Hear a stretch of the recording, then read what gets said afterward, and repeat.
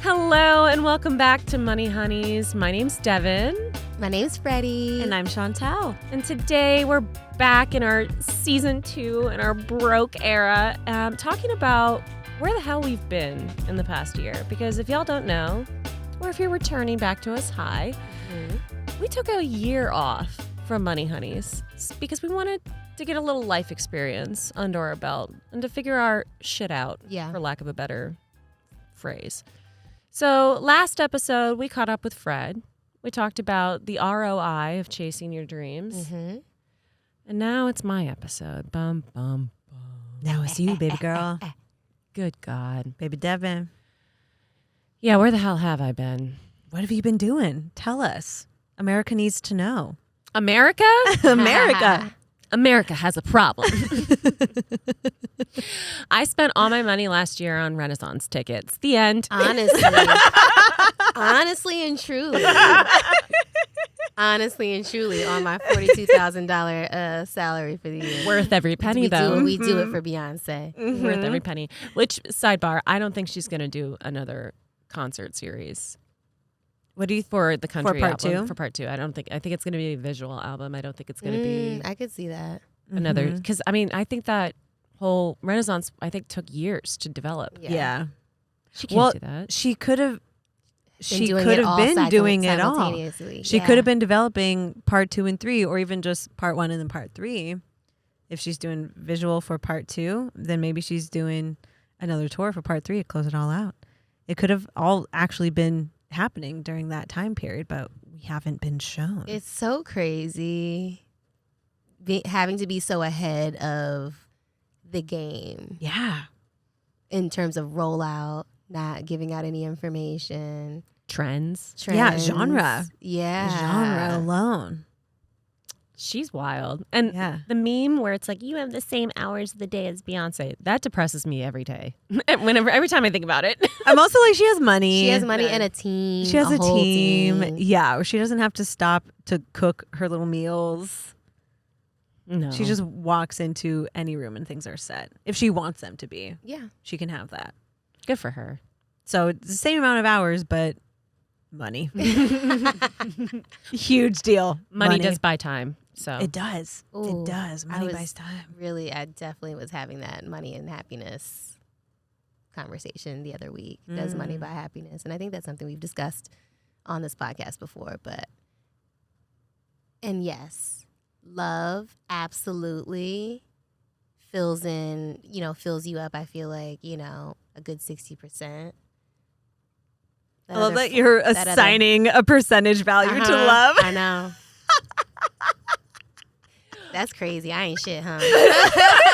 You're like, I said 60. Yeah, 60. Percent. 60. I also love that you're like circling back to what we talked to last yes. episode. Circling back. I agreed to something that I want to revise. Have some notes, some edits. Couple edits. Yeah, Couple edits. But yeah, no, I do think money does buy happiness and freedom. Yeah, because that's the thing. Money buys ease. Mm-hmm. And ease can bring a lot of peace, a lot of Yeah. happiness, a lot of experience. Mm-hmm. And experiences are what builds your life. Mm-hmm. Yeah. Mm-hmm. Anyway. Back to you, Dev. I mean, but segueing into that, I have also had a low. We're all in valleys right now. This is the broke season, right?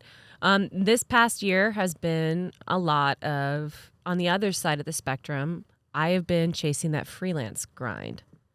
And I don't know if y'all remember, and if you don't, if you were under a rock the past year, first of all, how peaceful was that?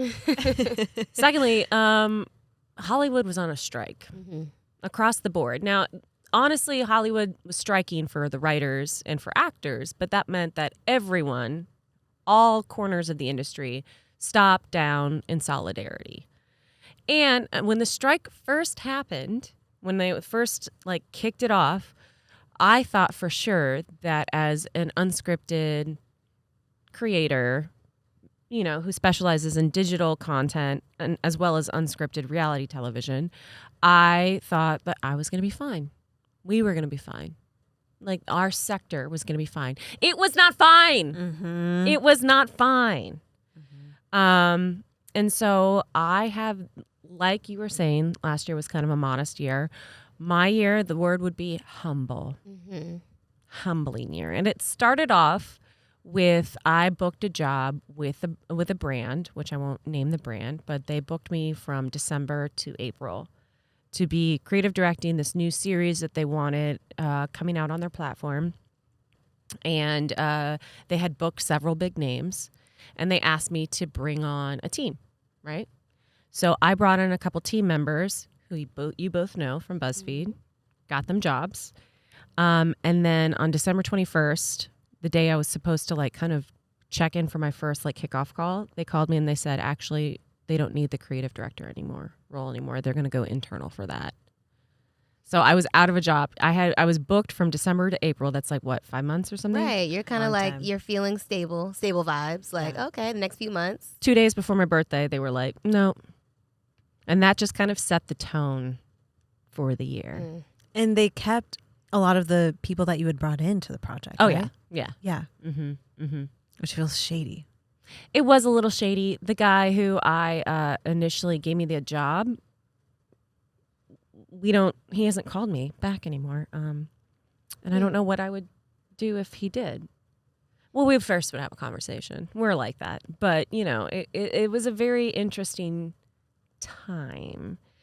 And I say that it's been a humbling year for me because I've had to take a backseat. I felt like for the past so many years, I've been fighting so hard for people to see me some kind of way. Mm-hmm. I wanted people to see me as like a showrunner type, a director type, someone who comes up with the ideas and can see them through from ideation to execution to publication. And I've worked, y'all know me, I'm like kind of a bitch about it. Like I've worked hard to make sure that, my ideas are my ideas, right? And that I'm recognized and, that that it's not passed off as to anyone else, because that's happened to me a lot in my line of work and in my life. But last year, I feel like the universe really sought out to teach me a lesson that ideas aren't currency and I should let go. Because if I am a true innovator, like I'd like to think of myself, they're going to come back. I can't lay claim to whatever, brain cotton candy is going on upstairs. So that's kind of like what has been the most humbling is I really had to take a step back from being like a quote unquote thought leader into once again back into like a graphic designing position or like an editor or whatever people needed, I became because I needed that money. I needed that coin. And so it's been kind of a humbling experience because I've had to kind of like swallow my pride in a lot of ways so that I can, pay the rent. Yeah. And that's where I've been. I've just been freelance hopping from this, that, and the other project. I worked on a music festival for TikTok, which was very exciting. Okay. I developed basically TikTok came to a production company that I worked with, and they wanted to create a music festival in a small market. And so I helped develop that. And it was really cool to see a lot of my ideas again. Not me being like, my ideas. I mean, I think there's something worth digging into that like ideas are currency, because I do think that in a sense they kind of are. They are and they can be. And I think the reason why I get so bulldoggy around them is because I've had a lot of instances where men have stolen my ideas. And For then, you, men and women. Yeah, true.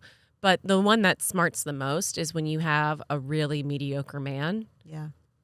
take your idea and then float it through the top, and then they get all the credit. Mm-hmm. And that's happened to me so many times. Yeah. Mm-hmm. Yeah. And you see them making the money, and you see them going out and celebrating and having people toast their name. Not that I want that. I don't necessarily think like at the end of the day I want that. I honestly, when I come up with an idea, I just really want to see it through. But at the same time, if you really believe in your own brilliance and your own genius, you got to know that you're going to have another good idea. The again. ideas will come. They will come. They will flow. Yeah. It's annoying when someone else takes your idea and uses it for their own currency. Yes. Yeah. Yeah. Yeah. Yes. Yeah. So, and in this town, that happens a lot, All the time. all the time. Yeah. So yeah, I've been doing that, and I've been, I've been a full-time applier to jobs on LinkedIn.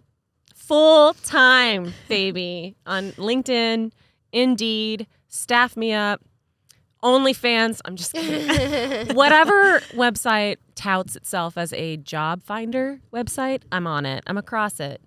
And it's honestly been like apart from me, like doing my side hustles and my freelance work, which I've been blessed to have, because a lot of people have not had that in our industry. A lot of people have to in our industry in the past year had to rely on mutual funds and mutual aid or their savings, and they've not been able to work for months. Yeah. And I've seen that on all my little Facebook groups of like women in film and whatnot. So I've been lucky even to have been able to take a step back and to be like a Swiss Army knife girl. That's my name and moniker, by the way, when people are asking like, what do you bring to the table? It's like, well, I can do it all. Yeah. I'm a Swiss Army knife girl. What the hell do you need? You want to call me Melissa? That's my name, bitch.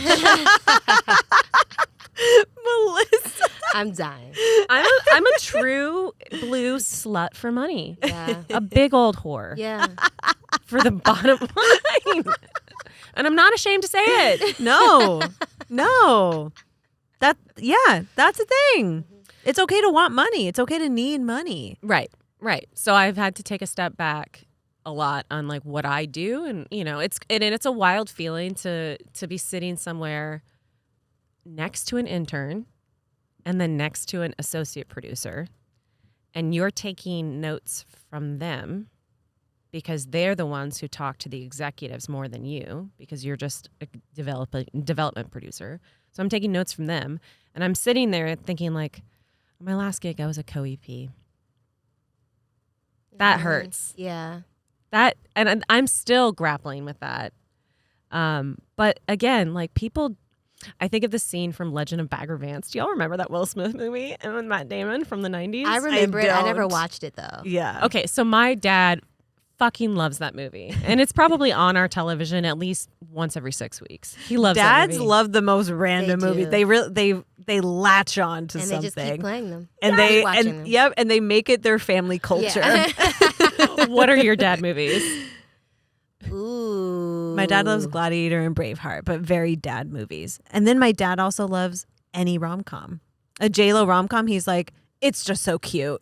I'm like, it is really cute, Dad. cute, Dad. It is cute. One thing about me is I love a J-Lo rom. Me too. Me too. The most recent one, Marry Me, I watched it on the plane. I did watch it too. 5 stars. 5 stars. I was like, this is what we want to see from J-Lo. The woman knows how to deliver on a rom-com. Owen Wilson, I mean, Yeah. that's my guy. Yeah, Yeah. he's great. That's Yeah. my guy. He's the best. Give me a J-Lo rom-com and also give me Enough. Enough. Enough? yes. One of the best films. That's her Classic. best film. It is. It's her best so film. good. I'm like, Well, that where and did Selena. those movies go? One could argue that J-Lo is a Swiss Army knife girl in 100%. Hollywood. She was like, what do you need? A choreographer? I'm here. Yeah. I'm a singer now. yeah. Now I'm in rom-coms. Yeah. Yeah. She really has laid claim to every sector. She really, and she does it well. She does it. She's, for her. She's very talented. She's an entertainer. Yeah, she is an entertainer. Mhm. She really is. An entertainer through and through. Yeah. As are her abs. Legendary abs. 50-something abs. And, 50-something abs. No, she's a 50-something person. But it does seem like she Oh, has 50 50 cents. Like abs. she 50 owns abs. 50 abdominal muscles. She does. She would. She would. Sure, Yeah. she She has would. some in Yeah. storage. So what is Yeah. your dad In movie? In storage. In public storage. 109 a month.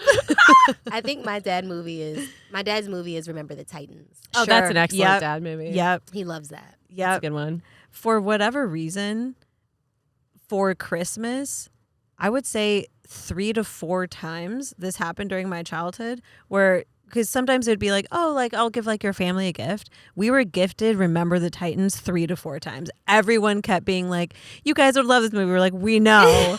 We love it. We also own 3 to 4 copies. On DVD. On DVD.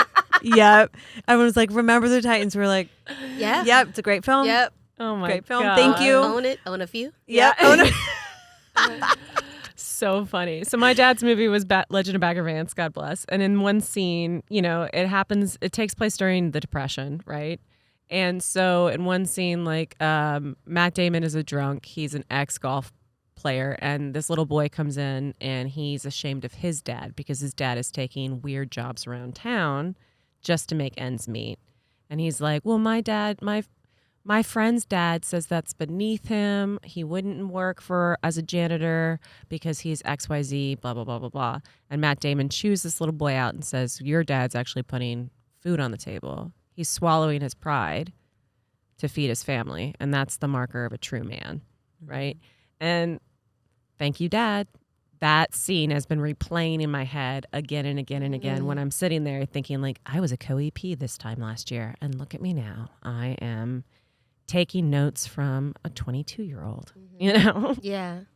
Yeah. But here we are, and I was able to pay my rent this past year, so that's all that matters. Yeah. Yeah, it's tough. It's really tough. And that I think circles back to what we were talking about last episode about steps back, right? It's like even, outside of the, quote unquote financial steps back, which we discussed are not steps back, but even just the career identity steps back. Yeah. Because we take, all three of us, and I feel like anyone that we surround ourselves with, we all take ourselves very seriously in what we feel that we do best within our creative fields. And to feel like we're not able to showcase or that all the work we've put in is kind of being pushed to the side and out of survival, it hurts. It definitely hurts. It really, really hurts. It's almost like a breakup or some type of heartbreak. But it really is just, it's an ebb and flow, and it is a reintroduction. It's a chapter. It's a chapter. Yeah. Right. And so that's what I've been trying to remind myself for the past year. But it's also been like mini rejection, mini heartbreaks every couple days because of LinkedIn, because of these job sites. And that's what I really want to talk about today. Me versus LinkedIn. That's what I'm mad at today. Let's dive in. In our outline, I wrote, Devin explains why she's mad today. Mad money. Y'all. Okay, so. Before we dive in. Okay. And not to cut you off. Let me take a deep breath. This is good. So just for context for us and our listeners, how many jobs per week would you say you're applying for? 8 to 10. So many. I've got it down to a science where I will find a job post, copy and paste that job post into ChatGPT along with my resume, ask them to switch out. Because right now you can't just, and I'm getting ahead of myself here, but you can't just apply with your resume anymore because each job board site has an algorithm that acts as like a huge filter. Keywords. So if you don't have your keywords in your resume, you're just going to get an automatic rejection kickback before it even reaches human eyes, right? So I take my puppy into ChatGPT. I ask it to rewrite my resume using X and Y and Z keywords. Then I go back to ChatGPT. Oh, and then I take out what ChatGPT has written and I reformat it in Canva. And then I make it all beautiful. This takes about 45 minutes. I'm not lying. And that's for one job. And that's because you've got it down to a science. Yeah. If you were like just diving into this whole job application, it's probably going to take you a few hours To figure it out. Yeah, to figure for sure. it out. Yeah. And then, sometimes they need a cover letter. So I'll do the exact same thing with the cover letter. I'll take the job description into ChatGPT and then I'll ask it to write me a cover letter. And you have to do it a couple times. You just can't take the first thing that ChatGPT spells out. Then you have to take it into your own Google Doc and put your own language in it and make it so it sounds like you. And then you take that and you put that into Canva and make it pretty and then pop it in. And then 3 weeks later, you get a nice rejection. A steaming hot rejection in your inbox to start your morning. My biggest rejecter this past year has been Disney. Oh. The mouse wants nothing to do with this girl. And it's because I can do an excellent impression of Mickey Mouse having sex. No, don't do it. Why not? Have you heard it, Fred? I haven't, and I'm just over here like, do I want to hear this? You don't. We're going to But get I'm kicked off of the intrigued. Revolt I know. podcast now if I do it. The litigation team's going to be like, we can't. So I'll do it Just- after. Yeah. I'll do it as an I am aside. intrigued. But yeah, Disney has rejected me multiple times for jobs where I've seen online. I've been like, I am your girl. Mm-hmm. This is me. This is who I'm meant to be. This is you me. now. Wow, loving the callbacks. Loving the Full callbacks. circle. Yeah. You can count on me for a good little callback moment. But yeah, and I am really mad about how a lot of these job sites require you to have a premium membership.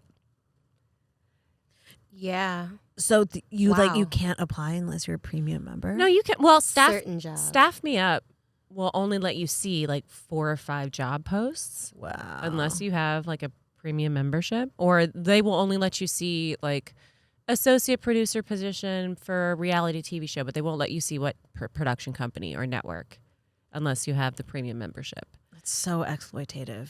That's what I said. Yeah. And so I put that on my LinkedIn. Mm-hmm. I made a post where I was like, I'm not paying for LinkedIn. I think it's phony, and I think we're normalizing exploitation by having it. And of course, people were like, I had someone reach out to me who I worked with once a while ago and was like, you're making yourself seem really desperate and thirsty by posting this. You might want to take it down because nobody's going to want to hire you.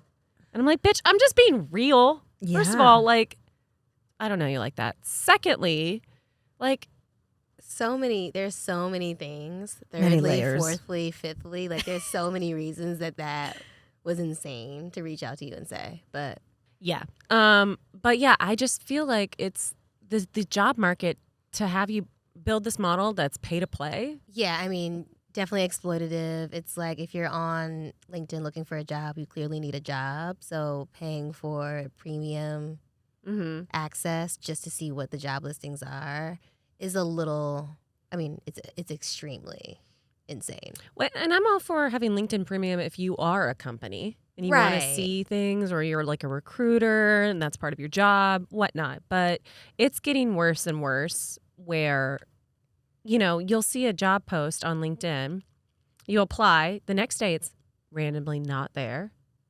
And then you'll get in 3 to 4 weeks later, you just get a little rejection in your inbox. So that's what the job market has kind of been like. And at this point, I've just been living in I'm looking for rejection era because I've been getting it so often. I'm like, well, let me just reframe my mindset. Now I'm just trying to get rejected. And you know what? I'm succeeding. Kudos to you. Wow. What Yeah. type of jobs have you been applying for? So many different kinds. A lot of like creative director positions. I've been applying for jobs where it's like they just need a head of social. They need someone who is like a producer or like podcast producer or literally. I mean, I've got podcast experience on my resume. I've got this on my resume. I've got that on my resume. So I've any kind of job in production and in a company where they need someone to kind of either produce their video content or whatnot. That's kind of what I've been doing. And in the meantime, I've been working, like I said, as a graphic designer or someone as an editor and even like as a social media manager. And that has been humbling as well, to be working as a social media manager after all of our experiences with social. Yeah. I mean, social's an art form. That's the thing that people It's don't realize. Such an art form, and it's a lot of work. Mhm. Yes. It is so much work because it's hard to also just like separate yourself from it, take a beat. If it's on your phone, you're able to check, data, analytics, insights, all that throughout the day. Then it just becomes a little Yeah, there's no divide. overwhelming. Yeah. Well, also, people think that social is just something that you would post willy-nilly, but you need a strategy. You need a cadence. You need to figure out who you're talking to why you're talking to them, what's your POV. And people don't understand that. And they also assume that what they see on the internet is what everyone else is seeing on the internet. Mm-hmm. A lot of Gen Xers have that thought, you know, where they're just like, oh, well, I saw this and we should be responding to this thing. And I'm like, you saw that and it got 200 likes. Yeah. That doesn't mean that that is trending. Yeah. Yeah. Unfortunately. Yeah. So, Yeah. I've had someone send something to me and say, like, this is trending on Twitter worldwide. We should respond to it. And I pulled up my Twitter. I was like, I'm not even seeing the hashtag on mine. right? It was not existent. I know. I was like, thank you for sending this through. It appears invisible to me, Right. but thank you. And then what gets me is because I've been doing all this work for social and like handling different brands and companies' social media for like in a freelance capacity. When I do apply for producing jobs in linear producing, like in television or film, people see that my last couple jobs have just been like social, you know, work. And then they're like, that's not what we're looking for. And it's like, boo, I am so tired of living in an era. It is 2024. Why are we still seeing social media as lower art? Mm-hmm. It really is not. Like, honestly, a lot of people who have done production and direction within the social media space, linear needs us. Yeah. I know how Are to you kidding? we know how to catch your attention in 7 seconds. Like, Mhm. you throw around terms like thumb stopping. Like, they put that on their thumb stopping content. Well, bitch, I know how to do that. Yeah. I've been doing I that. have not heard that. Thumb stopping. stopping Thumb is stopping. hilarious. Tells you the age of Uh-huh. the person who wrote that job description. Right. Yeah. Right. Yeah. And so that's been a thing that I've come up against. Again, humbling. Yeah. It's just been a humbling Yeah. year. 2023 for me, and I think for a lot of people, was the whole year was just a lesson in letting go. Just letting go of all of it. I don't think I was super successful in learning that. I think they kind of had to force me to let go, Yeah. but I did, Yeah. much to my chagrin. Yeah. But yeah, I definitely would agree with you. It's Yeah. been a lesson in letting go. Mm-hmm. Mm-hmm. Where are you right now? Are you mad today, actually? Or have you reached the acceptance period? How are you feeling? That's a great question. No, actually, I think I'm grateful. I'm in a place of being very grateful. I'm grateful that, you know, and it's also been really interesting because as my career has kind of stalled Mm-hmm. and in a valley, Patrick, my partner, has had one of the best years of his life. Oh, that's nice. It is nice. It's been a lesson for me in learning how to not be jealous because I'm a jealous bitch, right? And Mhm. I want to always be able to be equal with him. For sure. And I also don't like having my man take care of me in that way. It makes me feel anxious. And I know that's like counterintuitive to what a lot of people want in a partner, but I'm very independent. I don't like to feel like someone is taking care of me because Yeah, then you've always been that way. it makes me feel like I owe them, you Mhm. know? And that's something, again, I've had to address in therapy. Mhm. But yeah, he's had one of the best years of his career, which has been, and I'm grateful for that. I'm grateful Yeah. that he's been high while I've been low. So yeah, I think I'm grateful for the lessons that I'm learning. I'm grateful that I've had opportunities to work. I'm grateful that I've had opportunities to meet new people. Like I said, there are a lot of folks out there who have not. Mm-hmm. And I'm also grateful that I have a nice big ass still. Ah. That has not gone anywhere.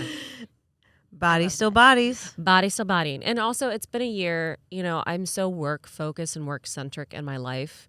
This past year, I got a puppy. Sweet girl. We were able to travel a bunch. Yeah. I know. And I have like, our house is beautiful, you know. You're planning a wedding? Oh, yeah, that part. Yeah, we're planning a wedding, which is a thing. Mm-hmm. Yeah, so it like other parts of my life have taken precedent. And I also, in the past year, have taken a step back from being a creator. I was YouTubing. I was making YouTube content and TikTok and Instagram content since 2020, since I left BuzzFeed, pretty much for myself the entire time. And that has been so beneficial to take a step back because, like I said, I just had lost that kind of creative spark. I just had gone on autopilot.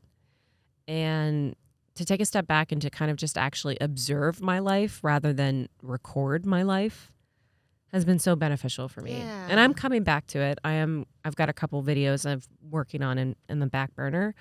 But, not everything needs to be recorded. Not everything needs to be content. Some things can just be enjoyed. And I think I really lost sight of that since leaving BuzzFeed. We were really programmed to, always be documenting. Make it a video. Make it a video. Make it something. Yeah. Yeah, we were so in tuned with also just what constituted a good video, and so something would be happening. We'd be like, "Oh wait, that's a great video. Hold on, let me film this real quick." Or let me put this in my notes. Yeah, Mm-hmm. and yeah, and that's the thing where it's like when you have that knowledge so baked into who you are, it's hard to turn it off and to Yeah. be like, "Oh, but I could be filming this, but I shouldn't be filming Yeah. this," or I could be filming this, but maybe I'll just share it with a friend or share it with family. And so that's what I did. I would Yeah. film things, Yeah. but I just wouldn't post them. Yeah. So I have like so many videos on my phone or on my DSLR from vacations, from whatever, nights out, but they're not going to be video content because they don't Yeah. need to be Yeah. video content. Yeah. And like with creativity, there's like such an ebb and flow too Mm-hmm. that I think kind of like more so in the digital culture, just because of how the monetary side of things works, it doesn't allow for that ebb and flow. Whereas like, yeah, people who do work in linear often will kind of have a month off or even Hiatus. yeah, they have hiatuses, or time in between movies. Not everyone, the higher up the ladder you go, the larger the breaks, where it's like G&E people maybe are not having that, but that's kind of built in to it and to the income of it. But Yeah. with digital, it's not. And I think that as creators and as people who have a lot of our career on digital, we need to take a step up and kind of push back against the algorithm, because the platforms themselves are the ones that are dictating like, ooh, consistency is key. Y'all need to be posting XYZ, blah, blah, blah, blah, blah, because they want users to stay on their platform because that makes their stock numbers go up. But we need to be defending our humanity and say, no, I'm going to post however many times I want to post. My content, I'm looking for quality over quantity. And the only way we can do that is if we take a step back. Yeah. And I think it's so scary, especially for new creators to do that. But you have to. You have to, or else you're letting them win. And then we're just also oversaturating the market with dumb, inane shit that doesn't need to be a video. Yeah. And the other side of that's really interesting. So I'm a director of content at a nonprofit. And so my social person, who's amazing, she's so smart. So she stays really, really up to date with like Instagram wants you to be doing this. Facebook wants you to be doing this. TikTok wants to be doing this. And so there's times where I'm like, okay, let's try it. And then we try it and it's actually not rewarded. No. Where it's like, you need to post at this time every day for this X amount of times. And it's like, I'm like, she's like, it's not working. I'm like, I know it's not working. Let's just go back to what you were doing. What you were doing was working. Yeah. Trusting your instincts, following your instincts. That's when we were growing. That's when we were doing At the end of the day, I think people need to realize like social media is a mirror of us. It's something that we created that reflects back who we are constantly. And so when people get mad and say like social media is corrupting, blah, blah, blah, blah, blah, you're getting mad at yourself. Yeah. You're getting mad at what we've built. There's no turning it off at this point. Right. So Write it out or make it work for you. make it work for you, right? Mhm. And It's like iTunes with like albums and stuff. Yeah. And like Kazaa, where like all the record labels just like were like, no, fuck that. And then iTunes was like, we'll let you buy one song at a time. right. And then everyone else had to get in line. Yeah, exactly. And I do have a theory that YouTube is trending in that direction because they see that they can't compete with shorter form content because Instagram Reels and TikTok is like taken over. So what can they offer is longer form, more quality content, but that takes time, and not everyone can be Mr. fucking Beast.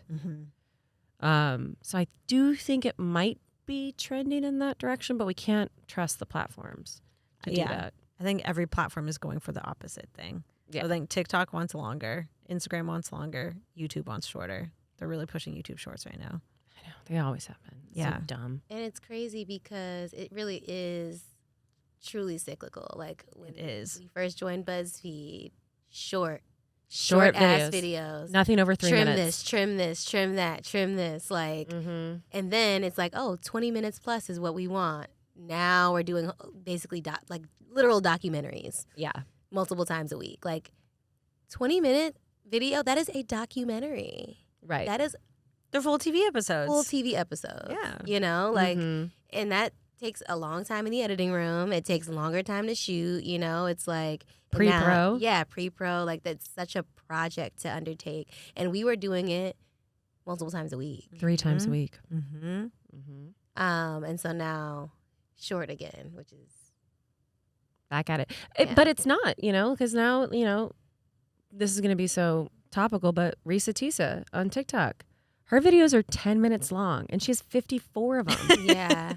You know, it's so interesting. I wonder with stuff like that, like is Risa Tisa just an outlier? No. Right? Like would something like that, multiple parts on TikTok do as well? I think there's so many different parts to it Yeah. that make it successful, but I don't think it is an outlier. I think it's like people, when you are watching, this is going to become a content conversation now, not about like how much money I made, but when you are on your phone, right, and you're looking at something, there's a level of intimacy based off of like how close you are and how you're holding it. Whereas like when we go to watch TV or silver screen shit, that is higher quality production. We expect like highly produced something, right? Whereas like with Risa Tisa, she literally would shoot driving in Atlanta traffic, right? And then telling her story. And then she had like the familiar banner, like Who the Fuck Did I Marry? Yeah. Part 11. Yeah. And so people knew what they were coming into. And then people just made a playlist, or she made a playlist of it all, and then it was just on repeat. Yeah. And the story was insane. And she also had a way of leaving people on cliffhangers with each video, which was, I think, just a natural cadence in how she tells stories. Yeah. She seemed very authentic. Very authentic. I think that's the thing where it's like story is still king no matter what. Story is still king, and authenticity is often gonna win out too. Like even with Ladylike, it's like we were authentic, we were real, and so people connected to that. With like same with like Try Guy, same with everyone, where it's like, oh, you feel real to me, let me do this. Even like all of our favorite actors and stuff, it's like so many people, even like Ryan Gosling, it's like, oh, we love him. You know what I mean? It's just like, he's real. Adele, we're like, she's so real. Yeah. Like authenticity and story still remain even over format. Yeah. Over what it Yeah, is. for sure. For sure. I agree. But so, yeah, that's kind of where I've been in the last year. And then numbers. Let's talk numbers. Yeah. Numbers, Dev. So in 2022, I brought home about $175,000 in my year. Damn. Last year, I made maybe 70. I lost about 100K in income. Same amount of time, if not more time spent working. Just because I'm adding in the amount of applications. That's work. Yeah. Looking for a job. So and again, I even hesitate to be like, I'm broke when I brought home 70K, because that's still a privilege. But it's been a humbling experience to go to a place where I was so comfortable. Yeah. And I was planning a wedding and I was socking away money, and now I have meetings with my financial advisor. Shout out to you, Jess. Where I'm like, I haven't been able to give you any money this year because I haven't been able to save this year. And $70,000 in Los Angeles is like maybe $35,000 in Atlanta, right? That's the equivalent. So. Yeah. 100K loss. Mhm. It's jarring, especially when you have plans coming down the pipeline that require money, you know. Mm-hmm. Where do you hope to be? What do you hope to take home in 2024?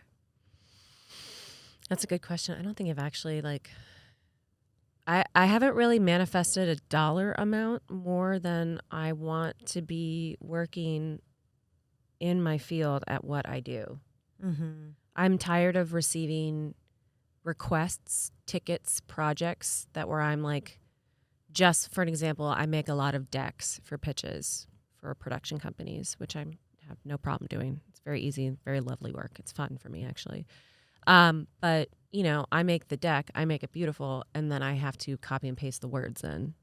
And I look at the pitch, and I'm like, oh, I would have pitched this better. Mm-hmm. I would have done that. So I just want to be at the table again. Yeah. That's what I want. And if I'm at the table, I know I can negotiate dollar amount. But right now, I'm not at the table You just anymore. have to get there. Yeah. You have to get back there. Yeah. And you will. That's what I hope for. Yeah. And, you know, I know I'll get there. And I know this is just a chapter, but it's been a humbling experience. Mm-hmm. Mm-hmm. Everything You are so real. You said that like Oprah. You are so real. Were you silent or were you silenced? Oprah. Yeah. Closing my episode out with an Oprah quote. Yeah. Everything is temporary. Yeah. Everything No. is temporary. Good can be temporary, but bad is temporary too. And we are bringing you the gems from the Valley season of Yeah. Money Honeys. Yeah. This is what it is. Mm-hmm. So next week, we're passing the mic to you, Chantel. Oh boy. I want to hear about where you been the past year, as if I don't already know. Talk to you every day of my life. But yeah, I want to hear where you've been. All right. Until then, Bye.